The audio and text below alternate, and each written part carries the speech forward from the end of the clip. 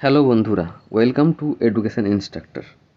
2024-25 অর্থ বছরে পশ্চিমবঙ্গের মুখ্যমন্ত্রী মমতা ব্যানার্জি কর্তৃক ঘোষিত ও চালুকৃত কয়েকটি উল্লেখযোগ্য পদক্ষেপ তুলে ধরা হলো, যা West Bengal SSC group C, group D current অ্যাফেয়ার্সের জন্য গুরুত্বপূর্ণ হতে পারে। প্রথমে যৌথ শিল্প পার্ক ও আন্তর্জাতিক সম্মেলন কেন্দ্র উত্তরবঙ্গ।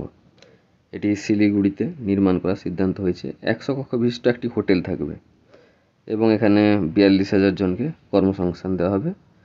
তহবিলের জন্য 79 কোটি ফান্ড প্রায় তৈরি করা হয়েছে। এরপর আমাদের পাড়া আমাদের সমাধান, state wide grassroot approach.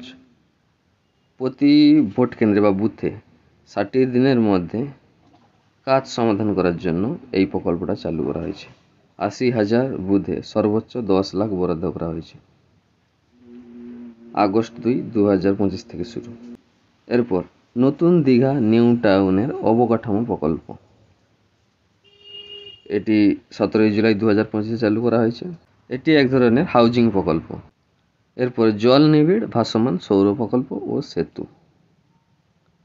Birbhum ও পূর্ব বর্ধমান সংযোগকারী জয়দেব সেতু, এখানে সৌর প্রকল্প নির্মাণের জন্য 72.92 কোটি ব্যয় করা হয়েছে।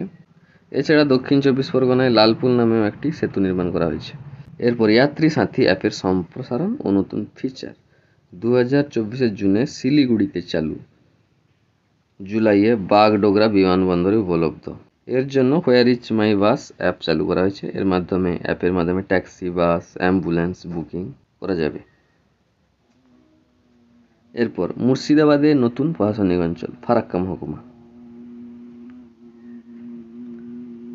ফারাক্কার 2টি ব্লক সুড়ি 1 ও সুড়ি 2 নতুন ফারাক্কা মহকুমা তৈরি করার ঘোষণা। বিভিন্ন প্রকল্প যেগুলির ভিত্তিপ্রস্তর এই অঞ্চলে স্থাপন করা হবে। মোট ব্যয় 718 কোটি টাকা।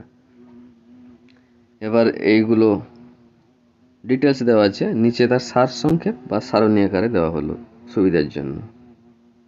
পরপর আছে উত্তরবঙ্গ শিল্প পার্ক ও সম্মেলন কেন্দ্র। নেক্সট আমাদের পাড়া আমাদের সমাধান, নিউ টাউন হাইজিং ও পার্কিং, স্মার্ট স্পেস, ভাসমান সৌর প্রকল্প, নতুন সেতু, যাত্রী সাথী অ্যাপের আপডেট ও সম্প্রসারণ, ফারাক্কা মহকুমার নির্মাণ।